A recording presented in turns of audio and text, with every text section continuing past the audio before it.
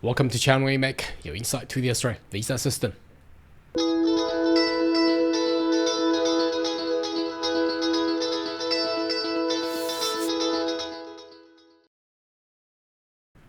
Good day everyone, my name is Carl Young, your online YouTube visa consultant.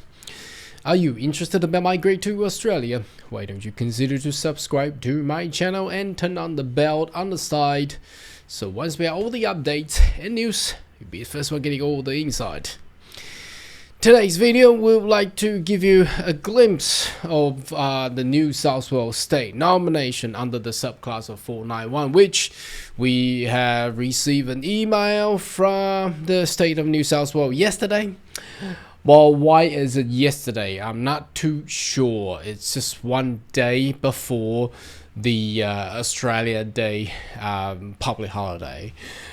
They could have done it, next week or next Monday, or perhaps a little bit earlier. Don't know.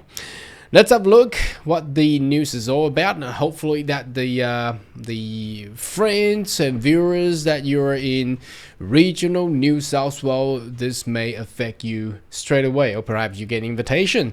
All right, let's have a look what's all about. So this is my email, just to let you know that it came on the 25th of January, and nomination now open for Skilled Worker Regional Visa Subclass 491 and only Pathway 1. We're going to take a look at what Pathway 1 is all about and review with everybody.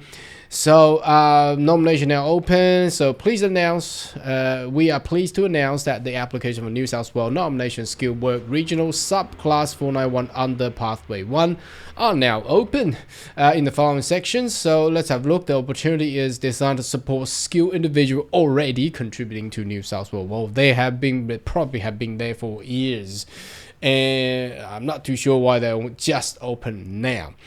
Okay, so the nomination process, it's pretty simple. You need to meet the eligibility designed by the Department of Home Affairs, so English, and at least 65 points, and also what else? Skill assessment. You need to put your EOI in. So lodge your EOI through Skill Select. Ensure that EOI is Skilled Worker Regional Subclass 491 only. So do not, none of the state prefer multiple ticks in your EOI. So that's why we always suggest people, if you want to do a multiple state EOIs, do it separately. You have multiple EOIs. Okay. Second nomination, New South Wales only. Important, the EOI cannot be amended after you apply. Well, why would you amend it after you apply? If you apply, means you get invited. So this is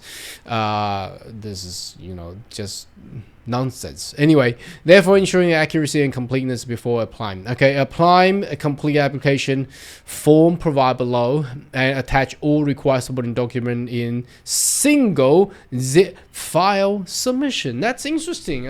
I don't know why they will like this kind of stuff to be a zip file, but anyhow, that's what they want. Okay, probably just a way to differentiate New South Wales and no other states and territories. Okay, assessment. Once your application is submitted, our office will assess your application against a nomination criteria. This may take up to 6 weeks. Wow, that's a long time. Outcome: if your application meets the criteria, you will receive invitation. All right, well, that's pretty simple, straightforward. Key guidelines for New South Wales nominations. For previous New South Wales nomination, if you have already been nominated by New South Wales for any skill, you are ineligible. Well, why would somebody already got nominated and trying to put in another EOI for New South Wales nomination again? I'm not too sure. What is anyone out there actually been invited and didn't lodge it and want to do it again? I'm not too sure. Single active application rule. You may only have one active New South Wales nomination application at any time. That means you cannot have multiple application or nomination with New South Wales, which you won't, because if you would have multiple EOI, then each of EOI will basically prepare for different state, right? Unless you have an EOI for New South Wales under subclass 190 and another EOI for New South Wales for subclass 491. That's probably what they try to pick. Validity of supporting evidence: ensure the supporting evidence is valid at least 5 business days from the day you apply New South Wales exam nomination. I'm not too sure how they're gonna check whether or not it's valid for 5 business days.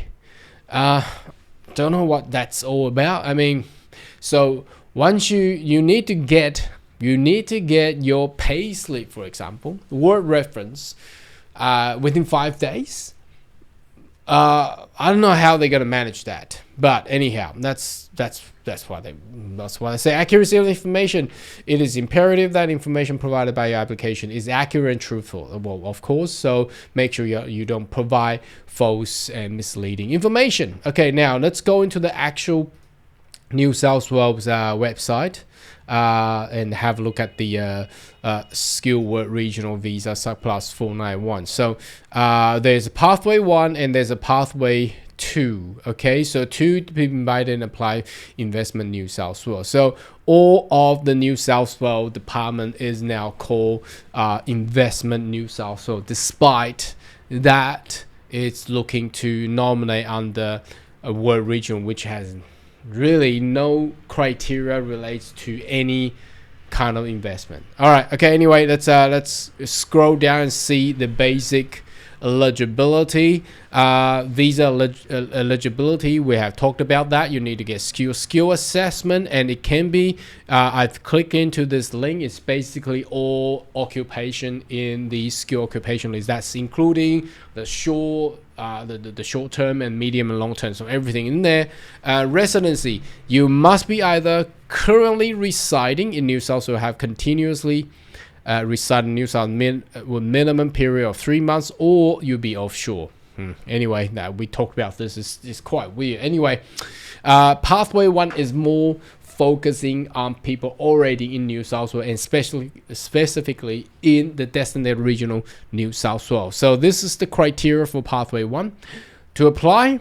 All right, you need to be continuously living in the past 12 months, so that will meet that 3-month mark anyway. And that 12 month, you need to show that you have been working with a single New South Wales based employer. So if you have living in regional New South Wales and you remotely working for a Brisbane employer, will that meet the requirement? No, that won't meet the requirement. And it has to be single. It cannot be 2 or 3 or 4. Now, you may be a superman or superwoman. You work for 3 jobs. Well, that doesn't count. It has to be only just one regional New South Wales based employer. Okay, if you're nominated or closely related occupation and it's deemed skill. Now, what does that mean, deemed skill? Deemed skill basically meant that you meet the skill assessment. So if you have done your skill assessment and got positive, that will usually meet the definition of deemed skill. So it's a duplication. I mean, if they already passed skill assessment, why would the New South Wales government try to assess them again whether or not they are deemed skilled? But anyhow, that's what it is. Okay, so.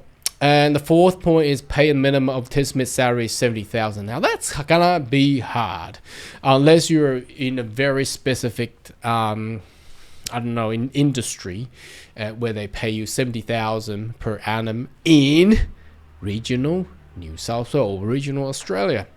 Okay, and rest of it is the same that it has just repeated, and we're not gonna bother with pathway 2 because it's not open yet. But anyhow, that's for the news information for this Australia Day, which is the 26th. Well, it's gonna be tomorrow. Anyhow, it's Australia Day holidays. So should you have more question, query, more than welcome to leave comment right down below. And I'll see you next video. Goodbye.